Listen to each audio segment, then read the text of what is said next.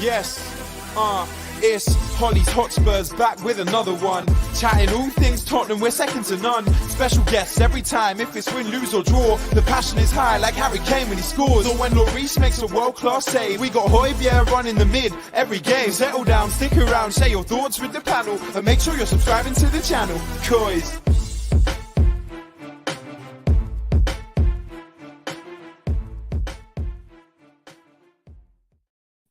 Hello and welcome to another episode of Hollie's Hotspurs Live. I'm just going to rebrand it the therapy session, I think, every Monday from now on. That's literally all we do on this show. But with me tonight to dissect everything that's happened yesterday and that has come out today, I'm joined by three fabulous guests. So first of all, we'll go to Spurs Views, aka Dara. Dara, how are you, my friend? Or how well could you be, but you're not? Yeah. Listen, Spurs aside, I'm doing all right. But I mean, it was quite hard going into work this morning, I won't lie. But look, you got to move on, haven't you? We're kind of used to this kind of disappointment this stage, but not quite that level. But yeah, we'll get into that, I suppose.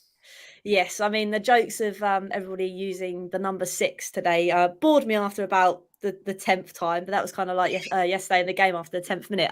But also we are joined by Connor. Connor, how are you, my friend? Oh, I am fabulous, mate. Honestly, I'm buzzing with joy after that amazing comedy that Formz was telling me about yesterday. It was, what a film. Love it. Yeah, it was. You're okay. I'm glad you're all right. Like I said, we'll leave Spurs out of it for the introductions. But yeah, I'm glad to hear you're all right. And Formz, welcome back onto the channel, my friend. How are you? Thank you for having me back. Yeah, I'm good. I'm over the moon. The comedy wasn't long enough yesterday. It should have gone on for a lot longer. Oh dear, just like that, we got to dissect it all anyway. But welcome to everybody that's tuning in. Thank you to Jay for becoming a new member as well. What a legend. Ross is also here as well. That's also a legend. So thank you all, guys.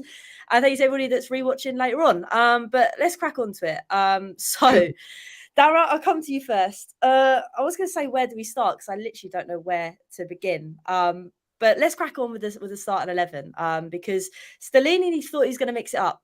And everybody's been screaming out for a back four. But Dara, after that occasion yesterday, we can all see why Conte never went for a back four. Yeah, you can kind of see what Conte was getting at now, can't you? But I think, to be fair, like, I know we were all kind of screaming for a back four or just something different. I mean, we were just so bored of seeing the same old week in, week out. And then for that to be the change, it was something. It was something. I'd put it like that. But I mean, Porro and Perisic are essentially, they're wingers. I mean, they're not great defensively. And we know that. We know their limitations defensively. And surely the management know that as well. So it was a risk, massive risk. And I mean, you can't atone for the other clangers that we had. Romero, Dyer, there's not one of them that had even a 1 out of 10 performance. It was zeros all around, Lloris included. And I actually stuck my neck out a little bit for Lloris during the week because everyone was giving him stick online, like, because I think the Hugo documentary was released and everyone was like, Hugo's, on the back burner or whatever. And I was like, no, get some respect on his name. This is our club captain we're talking about. He has given 12 years of his service to our club, and then he goes and performs like that. I was like, man, what are you doing to me here? But look, yeah, it wasn't the change that we envisioned, put it like that. And Stellini's paid the price for it. He really has, which we will get on to later on with Stellini getting the axe. But I know you've mentioned, obviously, Dara, about Lloris. Now, Connor, I'll come to you. I don't think anybody can really defend him anymore. I mean, he can't even defend his own goal at the minute. And it is horrible because he has had a massive stint at the club. But like all things, we let things stay on for too long and then their reputation goes down the pan, basically. It's ironic that no one can defend him because he cannot do any defensive duties, which is a goalkeeper's main priorities. It's laughable with Lloris, to be honest. We've been chatting all season about, got to admire his commitment to the club. He's been loyal, this, that, the other. But I've always said that the second that he retired from the French national team, that is a sign that this guy, because goalkeepers can play into their 40s. So why on earth, the second he retires from French international team, are we still looking at him as some saviour in goal? No, it was a comedy of errors. It was, and the fact that he got taken off at halftime was every signal of that. Yeah, I think he was pissed, to be honest. I think he probably had a couple of pints before the game by the way he plays. Honestly, yeah, it's laughable. And like Dara said, we can't defend him anymore. Well, well, not we can't defend him. There is nothing to defend. So yeah, no, it's a shame. But yeah, the guy's dumb. No, it is a shame. And I think the thing, like you mentioned there, Connor, how he got sent off at half time and, well, taken off at half time. Formz, for you, was that, I don't want to be malicious, but I feel like that was for him, I'm just coming off, I can't do this anymore because I'm embarrassed? Or do you think it was a genuine injury? I don't want to be a conspiracy theorist, but kind of looks like that. Thing is, I think had that Amazon documentary not come out, we probably wouldn't even bat an eyelid that it was an injury. Because that Amazon documentary came out and he had that bust up with Son at halftime. I can't remember what game it was, but they went for each other's necks. You can imagine he's walked into that dressing room at halftime, and just from the moment he set foot in that dressing room, I just imagine he screamed his head off. And it was probably directed mainly at that back four. Like, you have just whatever legacy I was meant to build at this club, you've just ruined it in 20 minutes for me kind of vibe. And it just got way too heated. But to be fair, as a captain of what, he's been the captain for, he's been at the club 10 years, been the captain for 7 of them or something like that. So it's like, bro, control your team. Like, do it on the pitch in a professional manner, and then behind closed doors, try and deal with it the best way you know how. If anybody knows these players well, it's going to be the man who's probably our longest serving on the pitch. And so I just don't understand why. I mean, no, of course I understand why he got extremely hot-headed. I would have done the same. Take me off. I ain't going back out there. But at the same time, lead by example. Say, look, the game's done out. It's damage limitation. The second half's a brand new game. Let's go and do what we can. But there's no injury. And you know what? We know there's no injury because he's probably going to start against United. And if he doesn't, there's still no injury. I think that's it's just so coincidental, and it's true what you say. With him being a leader, you'd expect him to be like, okay, I've made some mistakes. I need to stay on this pitch and put the wrongs to right. But the thing that really got me there was after the game when he did his post-match interview and said, we should probably apologise to the fans. And that word really got me there. The fact that, okay, you've all had a shocking game, and you're thinking to yourself, oh, I should probably apologise to the fans. What were your kind of thoughts when he kind of said that? Yeah, I mean, I don't know, is that just something he blurted out without really thinking, or was there kind of a meaning in there, whereas like, what do you expect maybe when you look at the state of the club from top to bottom? It's kind of like, this was coming, and I think you could see it in his interview as well. He seems sick of it, you know. How many times has he had to come out and do those interviews over the years? Maybe not quite as frequently in recent times, but I mean, most times have we absolutely got battered off the field while he's been at the club and he's had to pick the ball out of the net. I'd say the only injury he really had was to his lower back or something, when he had to keep picking the ball out of the net or something like that. That's the only one I can think of. But yeah, it wasn't great. It wasn't a great statement. And it wasn't a great interview, really. Like, he was bereft, and I totally agree with Formz there. I think he definitely had a go at some people at halftime. And I think between the management and himself, I'd say they said, nah, we can't send him back out for the second half. And it'll be interesting now to see whether he does start against United. I'd probably stick with Forster, just because I think even the defence, you could see it, they just seemed a little bit more calm when Forster was there. I think he's a bit more commanding. I think he's probably a better shot stopper these days.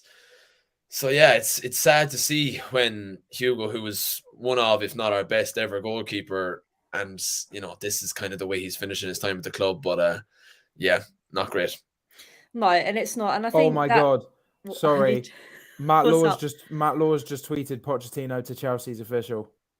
I mean, I'm not surprised. I'm going to put it out there. I'm not surprised. Why would he come back when the club's in worse No, state but than what it was when he left? it's not about coming back. It's about where he's going. I did not mean to completely interrupt that. Someone That's just all turned right. up and said, Poch, Chelsea, Matt Law, and I clicked the link and it's gone on Twitter. Oh my God. I hope he fails miserably. I will boo him. Love the club.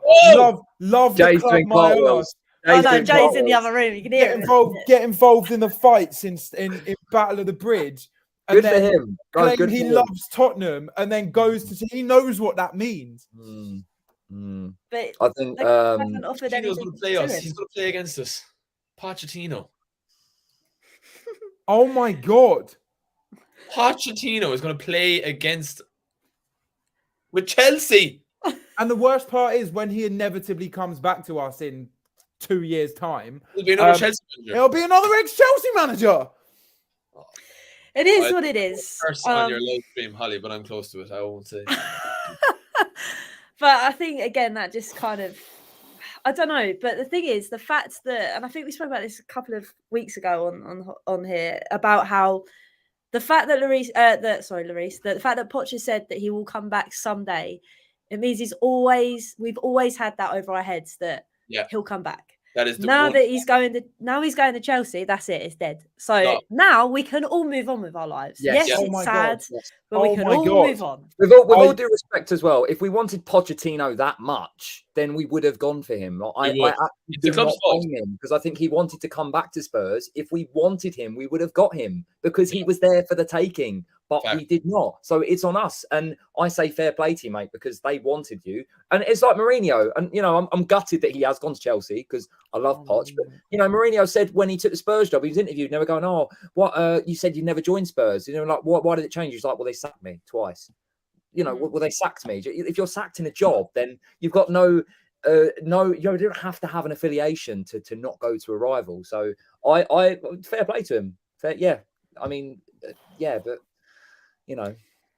Yeah, I think ever since he said he wants to come back to Spurs, I think that's forever held over our head. And whenever something goes bad at Spurs, we always say it's fine. Poch will come back. He's magic, you know. But now it's kind of dead in the water. Now we can all just move on with our lives and we can start a brand new project. Because let's be real, we've never restarted this project that Poch started. And sadly, he's not going to be able to finish it. But here we are. We're at that state now. Oh, my God, what a day. I mean, as if you couldn't think it'd get any worse. Here we are. I can't believe it. I actually can't. I'm sorry. Yeah, I'm. Can we change the song? Can we when we play Chelsea? Can we sing "He's tragic"? You know. I hope he dies in a hole. Oh my God! But this is what I mean. The fact that we were, I'm not saying I'd never want Poch back, but I don't think now is the right time, and I think he knows that as well. And like Connor said, if we wanted him, we would have gone and got him. And I think that. Although we'll get on to the point of Mr. Levy, he's too stubborn to admit when he was wrong. And I don't think he was ever going to get over that fact. Where do we go from here? I suppose we should probably move on to Daniel Levy and Formz. I know it's going to be a bit hard to stray away from the Poch talk and new manager talk, but it did take me by surprise again that Daniel Levy came out and wrote a statement to the fans, so we say. So now it could be a PR stunt. But is that a step in the right direction to see he's actually taking note of something for once? If you think Daniel Levy had any involvement in writing that message, you are truly mistaken, my friend. I mean, look, someone wrote it. They've obviously sent it to him. He's gone, yeah, go on then. And they've put it out. But the fact that they went from club statement to a statement from Daniel, like he's our best mate. I mean, it's just pathetic. The worst part, well, actually, it's quite comical now, but I was in the gym the other day and I was scrolling through the music I was listening to was boring me. And I was like, you know what? Let's watch. Let's get really angered. And I just pumped. Let's watch the Daniel Levy Cambridge 45-minute interview. So I did. How did you do that to yourself? I listened to the whole 45 minutes. It was probably the most angry pump I've ever done in my life. It was fantastic. But just, it's so annoying because if you watch the whole thing, I actually found myself halfway through being like, I can't really hate him. And then I finished it and I went, no, he's not. I don't know what came over me. but it's like he's so clued up and clueless at the same time because yeah, you say you're a fan of the club and you do everything with the club's best interest at heart.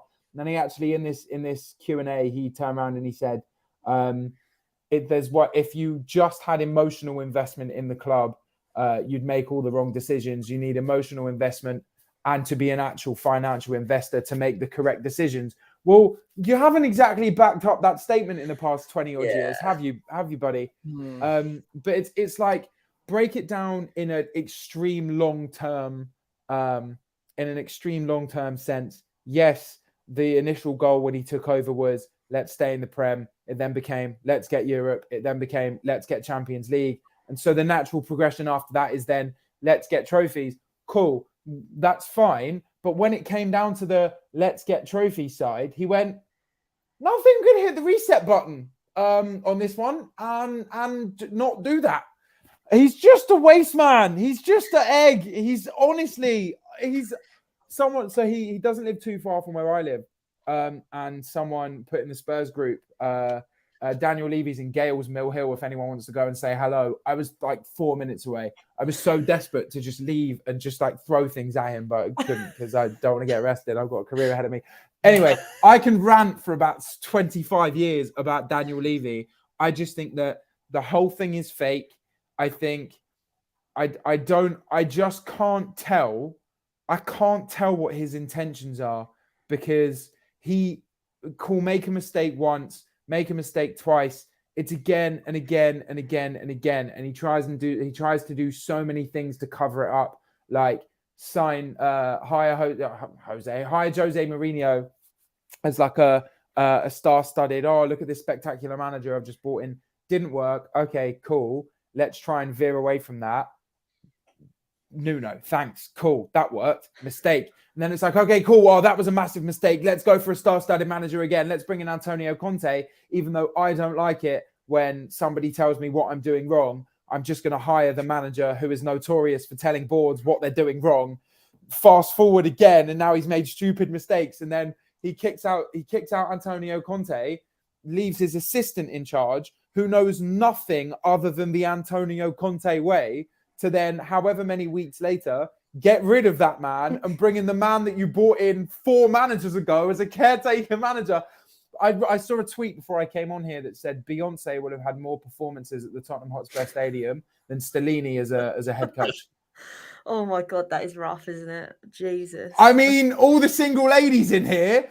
It's nuts. And then I saw another tweet that said 6-1 was a really fitting scoreline because we've had 6 managers in one stadium.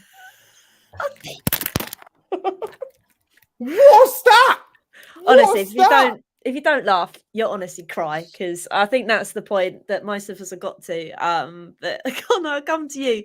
When you kind of saw that announcement and the fact that Stellini got the boot, what was kind of running through your head? Because to be honest with you, I feel like we're back at, well, I would say square one, but I think we're in -10 at the moment. Oh, we're in minus a million times whatever.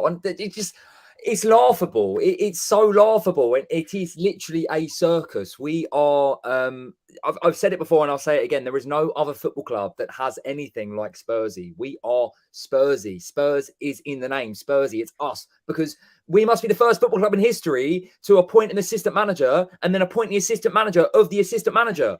How does that work? How can you go through a season and end up appointing the second assistant manager? It's laughable. And it's like Formz has said, when Levy comes out and says all these things, loves the club, this, that, the other, then what's the plan? What's the, we were saying about Lloris, it's mentality. Your captain has been in that team for so long and he's not good enough. There are so many players in that team that aren't good enough.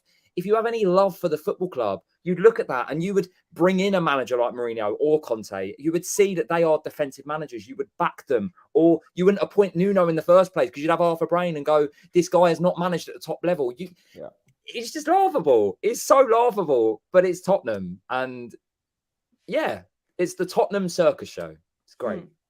And it just seems to keep going on because Tara, with Stellini leaving, obviously, like Connor and Formz says, it means that Mason comes in. And I don't know about you. I don't think there's anything we're going to do about these players now, because it seems to me against Newcastle, there was just no fight there. There was no nothing. And you could see that within the first, 21 minutes when 5 goals went into the back of the net.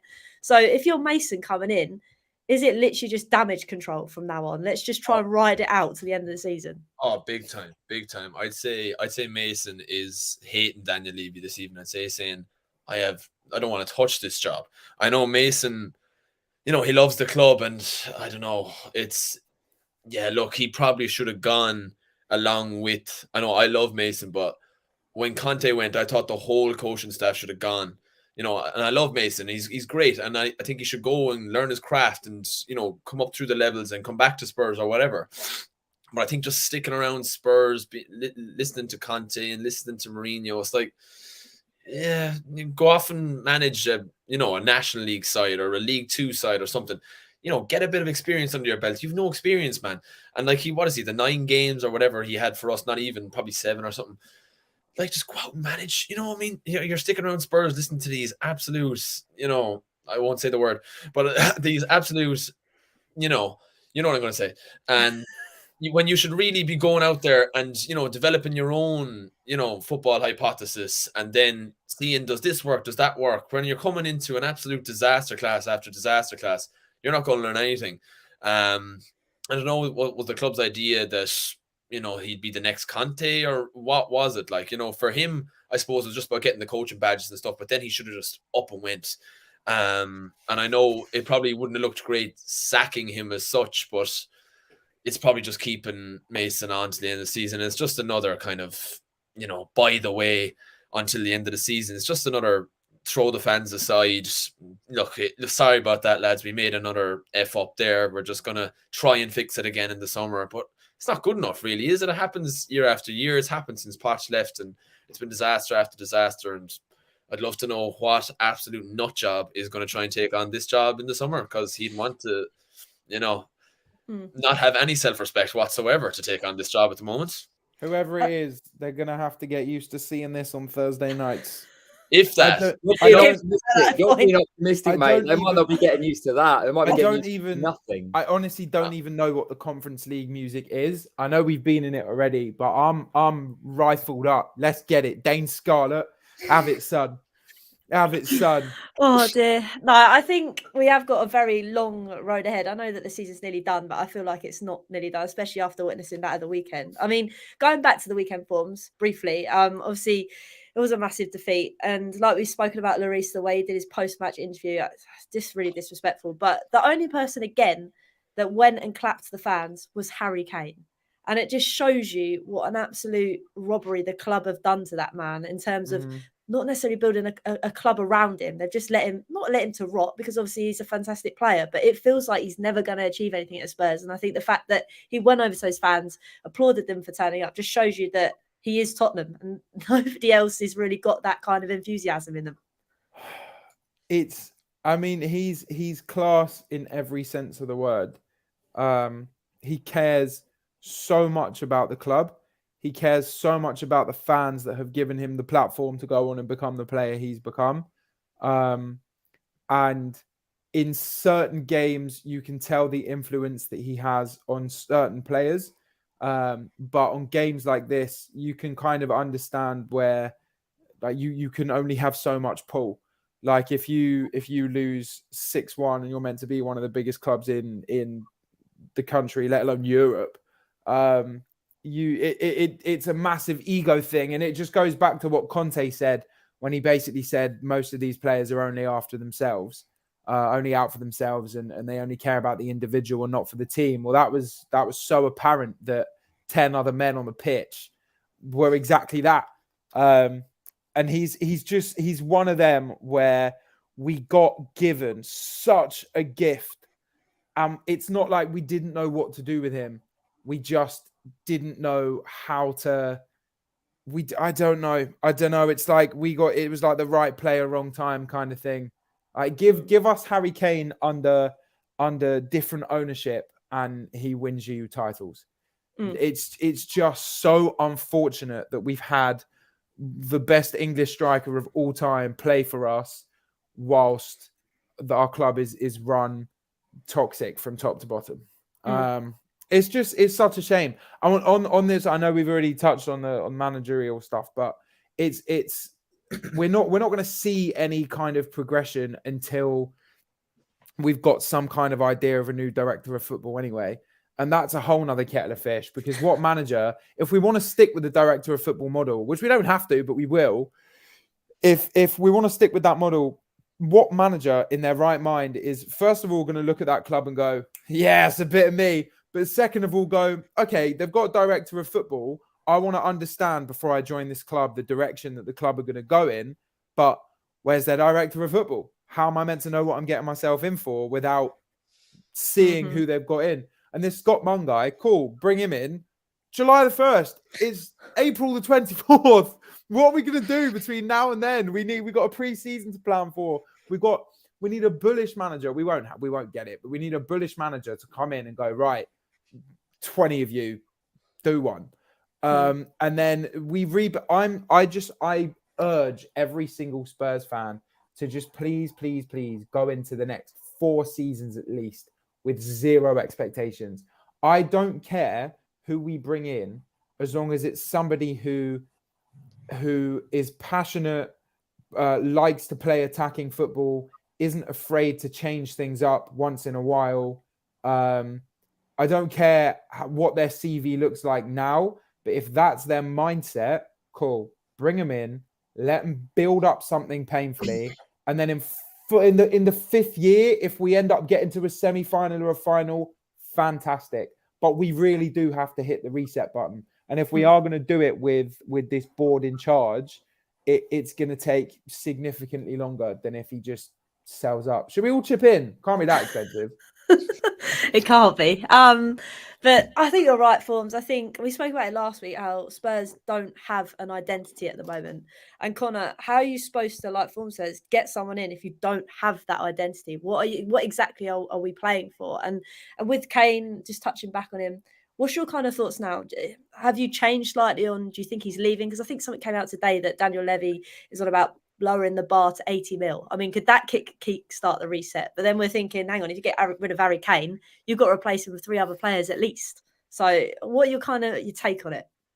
I think regarding Harry, who knows? In all honesty, this guy is an absolute hero. And like Formz said, he's at the completely wrong time in this club. He epitomizes every single little detail you can love about football and about this football club and about everything. He is an utter hero, and he's a hero for staying at Tottenham Hotspur, because my, oh my, if he probably does see half the stuff, to be honest. Oh, you haven't won a trophy. He probably does see that, and that would grind down at you constantly. So in terms of whether he stays or not, I would drive him to another club. I think he has to actually do himself a favour and leave at this point, because I love him so much, but it's so sad to see him wasted, because he is wasted. Because like Formz said, we can hit the restart button now, but then he definitely doesn't achieve anything. Then he might have that Premier League record, and that's great. And I know Shearer's known for a Premier League record, but he's also known for winning the Premier League title. There's so many little things alongside it, and you just think, mate, you've got to get out for the sake of every single Spurs fan. Do yourself a favour, get out, go and win something, and just, yeah, because it actually makes me so sad and angry that he is the evidence of how wasted this football club has been. Arguably since prime Poch days, where Poch should have been backed. And there's been so many wrong decisions on the football pitch. You are 100% right in terms of who wants to come here, because who does? We don't have a plan. We don't have anything going forward at all. Chelsea are potentially looking at appointing Pochettino now. They appointed Lampard as a plan towards the end of the season already. Like, you know what I mean? We just have no plan. I think any manager who comes in is either someone who's upcoming, who really wants to show their trade and good, give them time, or they're a mug, because you will not stay at top. Someone mentioned earlier, they were saying something like, we're like the new Watford. You know, get rid of my money. You know, and it's going to get to that point if we just consistently keep going for this. This Scott Munn guy, fair play to him. Never heard of him before. That's absolutely fine. The guy's worked in Australia and he's worked in China. Brilliant. But is that for the football side of things or is that the commercial side of things? Because I can tell you right now, if this guy's not starting till July, well, then what's going on? Like Formz said, what's the plan right now then? How can you possibly want to go to a football club where there is no plan at all from this point onwards? Because the players are gonna just go, what's the point for the rest of the season? And Mason might give him a little uplift, but with all due respect, you're appointing Mason days before a cup final. That's the level of pedigree that Mason's up to, and I love him and I know he knows the players, but it's just a mess. So no, I think Spurs fans are living in a dream if they think that someone like Nagelsmann will come here, because, well, if he does, then he's a mug. That is fair enough. I mean, before all of this happened, I was thinking, oh yeah, Nagelsmann might be all right. You know, he might want to come here, like say, prove it. But now I'm like, oh my days, mate, you're signing yourself to death. I just want to bring Nagelsmann, if you are listening, please come. We'd love you. We welcome you with open arms. No, we would love you. We would love you.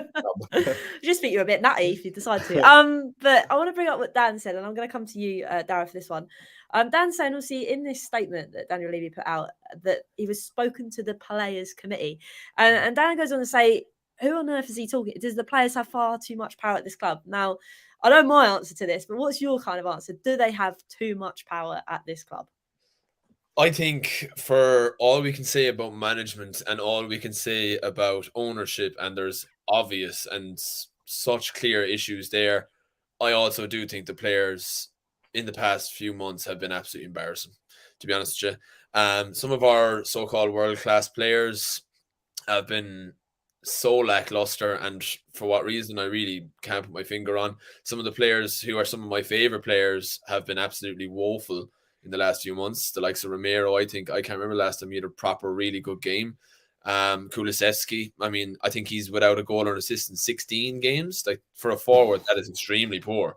And like, I thought he'd really kick on this season. And I know he had an injury and stuff like that. And I'm not trying to dig out players either. Like, it's been a mess at the whole club. I can't expect them to be, absolutely unbelievable. But they haven't even been average. They've been really poor. And for players of that caliber, it's not really much of an excuse to say, but sure, the manager, like the club is in disarray. But you can still perform in the field to the best of your ability despite the tactics, even the basics, like a basic pass or a run or taking on a man or winning your duels. They're not doing any of those things. And they're the things that you don't really need a system or a coach. It's like, you have to win that ball or you have to make that run or whatever. But that player committee is interesting. I'd love to know who made the cut there and who didn't. You'd have to imagine it's like the captain and the vice captains and stuff like that. But yeah, you'd have to say it's probably players that have been there maybe 5-6 years. You can't imagine too many of the new boys getting a shoe in there on that player committee thing. But yeah, that's an interesting point, actually. I didn't really look too much into that. But yeah, do the players have too much power at the club? Probably in terms of how easily they kind of things go south. But yeah, that just reminded me of I'm not sure who it was that was talking about it, but they were talking about like the England golden years with the team that should have won everything because they were absolutely class. I don't know who was saying it, but they were talking about in the dressing room, the real reason the team didn't win anything is because there was a big split down the middle. You'd go into the canteen and you'd have all the Man United players sitting with each other, and then you'd have everyone else sitting with each other. And it kind of feels the same because obviously United was so elite at the time. It's like now it's like, you've got this players committee or the senior players or the better players in your Kane and your Son and your Lloris. Who are in this committee or seen as a higher tier or a higher caliber player within the squad, who get taken away to these meetings and have a say in certain things, and then it leaves either the new boys who would come in and aren't necessarily bad, they just haven't been at the club long enough to be in the hierarchy, or you've got younger players, or you've got players that just aren't quite at the level that those players are at, that are sitting there and are like, well, hang on, we're meant to be a team here. Why don't am I not as important as you? And then it kind of just has this instant mental divide that we might not see face on. But thinking of you talking about that and talking about the player committee just reminded me of whoever said it about the old England outfit, and that's why shit never happened, because there was a divide behind closed doors. Maybe that's the case. No, that's a good point, actually. And like you say, maybe it's not just that as well. Maybe it's the direction of those players. Like you say, we talk about obviously those in the hierarchy, but it could also be like, we always joke and laugh, but always Richie and Romero always together, or Sonny and Kane. It could be little divisions like that as well. But no, it's quite interesting. And like I say, it'll be interesting to see what happens next, because I honestly don't have a clue. But Connor, for you, the fact that obviously this unrest is happening and Daniel Levy's actually, well, assumingly come out of his shell to say something, it just shows that for once that there's some unity in the fans, because we've been very split for a long time without going into politics and stuff. But it's a very split fan base for Spurs. But I think after what happened at the weekend, I think everybody's just come to realise, right, no, now is enough. And I think, do you think from this something will stem from it, or do you think we'll just be going round and round in circles for forever and ever? It's very hard to read that with this because of how long they've been at the club. I think the one saving grace is that we are definitely seeing Levy out a lot more. He's chatting bollocks, standard Levy, but he's actually going out and saying more. You know, he did that interview with Cambridge, Oxford, whoever it was. He's done this statement again. He did not do that. Coy's at the end of that. I mean, bloody hell, the guy probably didn't even know what Coy's is. Do you know what I mean? So, oh yeah, Coy's Daniel. Grow up. Like, where's that come from, mate? Wow. You know what I mean? Good old He's Dan. as Like, Coy's as the amounts of hairs on his head. Honestly, it's very hard to say. I think, it's hard to read it because he might be coming out and doing all this, and it's showing that he's panicking, but he might just be doing it because I don't know. I mean, the unrest is definitely growing. You're seeing all these different accounts on Twitter and all these different plans that people have going forward. You know, the United game, people are talking about, you know, season ticket holders are saying, oh, well, I'm not going to go and my seat's just going to be empty. So that is a form of statement, but everyone is different. So I agree that the fan base is a lot more unified, but in terms of Levy in general, I don't think it's going to do too much. I mean, perfect example of this, we go back to someone like Dan Juma. If Levy can, because he probably was Dan Juma probably was a Levy signing. Let's be honest, Conte didn't want to play him, Stellini didn't want to play him, and he has shown probably more fight than any of our wingers this season. I would argue in those minimal minutes he's had. Scores against Bournemouth, scores that goal against Preston, comes on, he shows energy, he brings something. But why on earth is the guy not played? What's the thing? Clearly it's a Levy signing or something like that, because it just doesn't make sense. So I don't think that this hold over the club is going to go anytime soon, because unless someone is going to cough up this supposed 3 billion, then they're not going to leave. So and even if they start changing their spending pattern now, it's too late.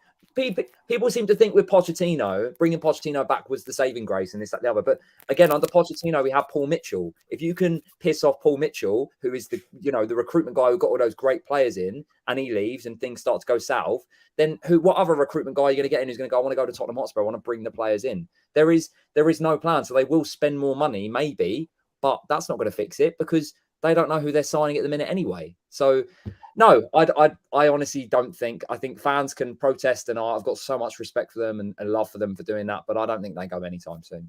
No, and I think that's the really hard thing, because obviously you got Tottenham for Change that are doing things online, and it's not about saying, no, you must do this, you have to do this. It's about doing what you want to do. And I think from everything that's come out, I think it's nice to see that fans are taking it into their own hands now in terms of, I want to protest, or I want to make my voice heard, or no, I'm not going to sell my seat, I'm going to let it be empty. And I think that in all is kind of a good step forward just for the unity of the fans at the moment. It just shows that everybody's really ticked off. But leading on to that, obviously, Darragh, we have got another game to discuss, sadly, and that is obviously Man United on Thursday.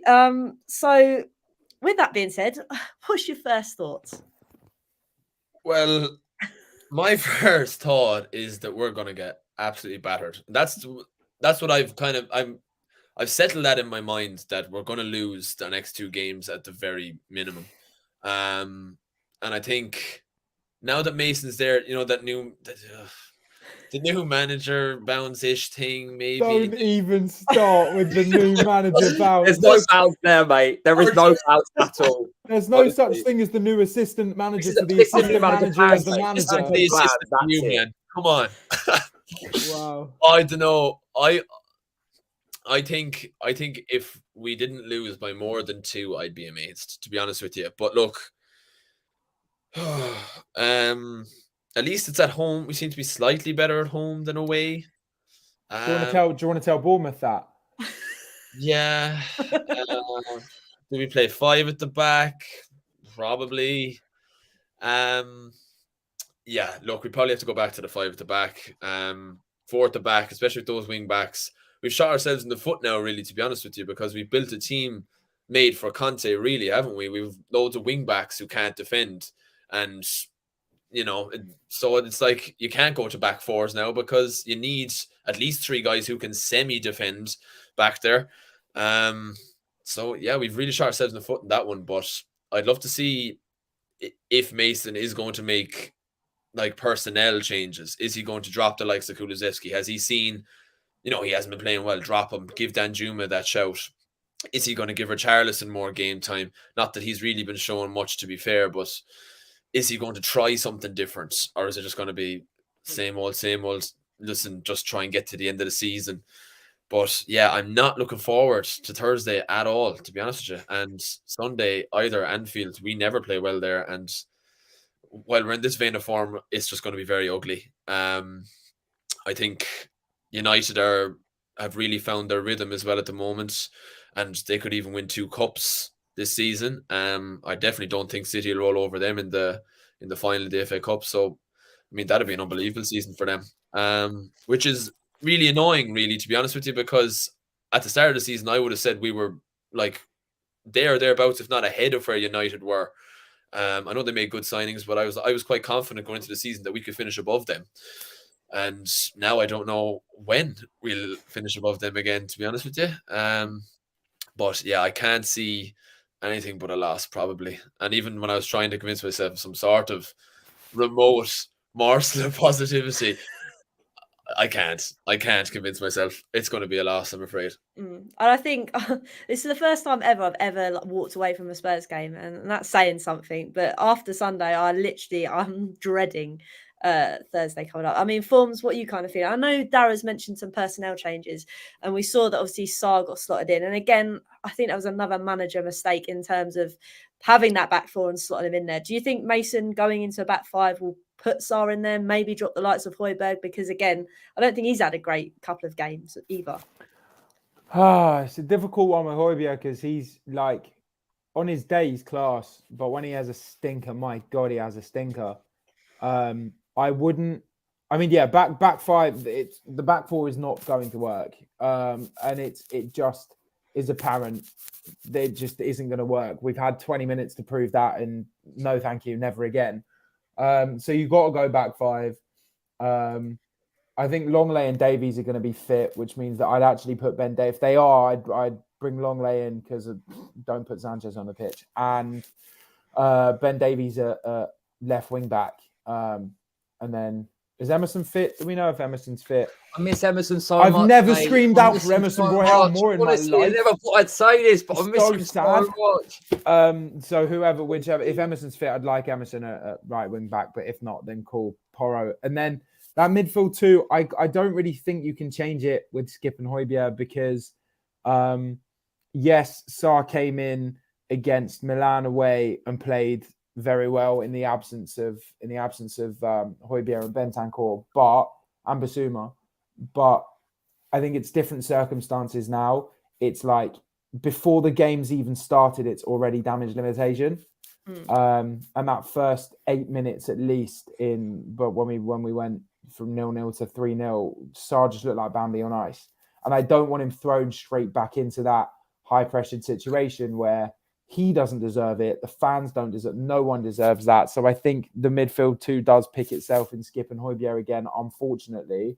And then that front 3, Kane and Son, you can't really swap out. And yeah, I just like Dara said, I'd put Danjuma in there because he seems to be the brightest spot other than Kane. He seems to be the brightest spark we've got in attack because he shows for the ball time and time again. He runs like there's no tomorrow. He's so desperate to prove himself. It's almost like he's fighting for a permanent deal. And I'd be more than happy to sign him on a permanent. I don't even think there's an option involved, but I'd be more than happy to sign him on a permanent. And the kid's really, really, really playing like he wants it as well. And as a fan, watching my team struggle so much, to see at least one player doing their absolute best, even if he gets brought on in the 88th minute, he shows and proves his all. Bring him in. And then I'll be honest, if you're gonna act like a child, even though you're the club captain, I would start Fraser Forster. I don't care about the conceding of 5 goals in 20 minutes. It's, look, you can call it shit defending. You can call it, I'm just going to call it an anomaly, because I doubt that we'll see that again for a long time. But it's, if these rumours are true and the way that he handled himself in the dressing room, I don't think Lloris deserves to start against Man United. If it is an injury and it was a slight one and he's fit and there was no bust-ups, cool, start him. But if not, then I'd put Forster in goal. I'd been scrolling, kind of refreshing my Twitter feed just on the Poch situation, by the way, and I've just seen one of the most horrific pictures of my life. Somebody has already made a picture of Pochettino in a Spurs coat with their brand new number 9 signing, Harry Kane, in a Chelsea shirt. That I'd actually rather watch 2 Girls, 1 Cup. That is horrible. But yeah, that's another one of my rants over. But it's there's not much we can do unless you take a risk and you put Tanganga at the back, or you bring in one of the youth stem, or like someone like that, or you recall Harry Winks from loan because Hollie loves Harry Winks. For me, the team picks itself for the rest of the season, unfortunately, and there's literally nothing we can do about it other than sit, pray, and hope. I've got a question actually for the 3 of you. Would you want, do you want Europe next year? No. Yeah. I don't. I do. What do you, are you now striving for Europa League? Do you care if it's conference or Europa, or do you just want to play European football? For me, I was very aware that we were not going to get Champions League probably January, to be honest. Yeah. I think I wouldn't mind Conference League, to be honest. I mean, it's another trophy for them to disappoint us in, but for me, I like the idea of us actually having that chance. And I think that as much as we always get it wrong in cups, it's another excuse to try out different players, try out different systems. And I know again we constantly do it and it doesn't work, but I like the European away days as well, to be honest. I mean, it's everything with Spurs. It's just it's the hope, and I keep telling myself over the years that I'm not going to let the hope will kill me, and I'm going to stop hoping. But any cup I'm in, I thought we'd win a trophy this season. Do you know what I mean? Look at that. Oh yeah, we're psychopaths as a fan base. We're absolute psychopaths. We are mental. There ain't something right in our heads supporting this football club. Honestly, it's nuts. On European away days, my record at European away days, not only have I lost every European away day I've been to, I've never seen us score a goal in Europe. You're banned. So the Conference League might change that. You're not going out there. You're not going out there next year. I want to go to Azerbaijan. I've been thinking actually as well, if we do get a manager in who, like a Vincent Kompany or like a whoever, who is a young, new, fresh manager who is just as hungry as the fans are for success, it kind of strikes me that they take cup competitions more seriously. There's no one above them that could say, okay, you have to rest these players, because ultimately the goal is to win trophies. A manager is as hungry as possible, even if it's the quarterfinal against FC Hufflepuff. We're playing our strongest team, and that's the only reason I'd want Europe, is if we bring in a manager who is young and hungry and fiery, then cool. I think they'd probably give it their all in games where top managers would be like, okay, rest the players. I think for me, Darragh, I'll come to you as well in a second on Formz' question. I think for me, if we really want to hit this reset button, we just need to just focus on the league and in-house competitions in terms of the FA Cup and stuff, because it's just another game that we have to play. And yes, don't get me wrong, I love European nights. They're amazing to watch. And obviously I've been to a few. I'm not lucky to go to many, but for me, if I want to hit that reset button, that has to be it. And I know it takes away the financial gain of trying to get those players into play for us, but I think now is the time that we have hit rock bottoms, and then to build back up, I just think we need to concentrate on the league. I mean, Darryl, what do you think? I mean, because I don't disagree with Connor or Formz. Like, European nights are it really as a football fan, but for me, I just think we've hit a new low. Yeah, no, to be fair, I actually agree with pretty much all your points. That they're all very valid. But I think for me, I would always want to see Spurs in Europe, to be honest with you. I like the idea of getting some of those. Like I said, I think we have some quality youth players that aren't going to get a kick really, because like we have to take the FA Cup really seriously every year, because obviously that's we need to win a cup. So I don't think many of those fringe players are going to get much of a kick in those kind of games. Really, we tend to play kind of maybe 80% of our first team, and then the other 20% of chop and change, 1 or 2 or 3 maybe. But I think the likes of the Conference League in particular would see a lot of changes, and I don't think any fan would have anything against whoever's the manager for making even wholesale changes in the Europa Conference League. I would like to see us in Europe. Well, but if I had the choice between Europa and Europa Conference, I would probably prefer Europa, just because of the higher caliber competition, and for some of those younger players to play against. Okay, fair. What? Is that like a fact? I think so. Actually, the relegation zone in the PL. What is that in the PL2 or whatever it's called? Oh, I don't know. Jay's probably googling it. He's a bundle of joy this evening. Relegation zone as well. I think we're just as a football club, we're hit rock bottom. Apart from the under-17s, actually, we won a trophy there. Yeah, go on, the boys. The Audi Cup. Get in. That is a massive achievement. I mean, you know, they were playing against 9 men, right? Yeah, I know. It's Well, we went a goal down though. They got more resolve than we have. We go a goal down. We end up conceding 5 in 20 minutes. Fair. We're starting the mentality young, we're getting them up, staggering them up from the bottom. But yeah, I mean, Connor, I'll come to you before we wrap it up. And I come to you because obviously I haven't got your predictions for United. I don't know if you want to give them to me, because I feel like they might be quite depressing. But for you, being at home, maybe sticking Forster in there because we know he's a bit more competent on his feet than Lloris. What's your kind of takes going into it? I loved Dara's thing about the new manager bounce. I admire that. That's fantastic. I think the new manager bounce stretches as far as, we lost 1-0 on a cup final to City under Mason. So if we can do that, we might not concede many goals, but I'm not that hopeful. So I think if we concede less than 7 goals in the next 2 games, I will be very proud of this. I'm not proud of this team. No, I won't cry. I won't cry. I thought you were going to say that only 7 goals against United in next game. Didn't think well, you meant both combined. I mean, you never know with us at home. I think the atmosphere is going to be, it might be toxic. And if it is toxic, fair play to them. If fans aren't turning up, I have every admiration for them. I can't do it. I unfortunately will go. But again, I admire the people that aren't going. We are going to get battered, probably. Forster needs to go in goal, but I almost don't want him to go in goal because I don't want him to have the embarrassment of the goals on him, because he's a lot better than Lloris. We miss Emerson, mate. We miss him so much. Bloody hell, we gave that guy such a tough time, but you don't know what you've got until it's gone, mate.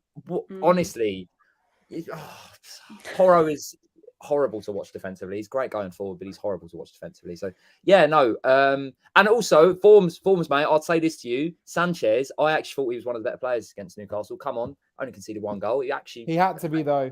He had to be. True. He had no choice. Yeah, you're not wrong. And actually, it's a good point you've mentioned Sanchez, because, like you said, he did manage to obviously only concede 1 in the second half, but the fact that they shoved him on, yes, he's not the best player, but they stuck him on in the heat of the moment, and then to get booed, to then get pulled off. I'm not saying you can't boo players, because if you want to express yourself like that, fair enough. I don't think it's right, but each their own. The fact that he was then in that situation again is actually a true testament to him. Not necessarily his footballing ability, it's a testament to him.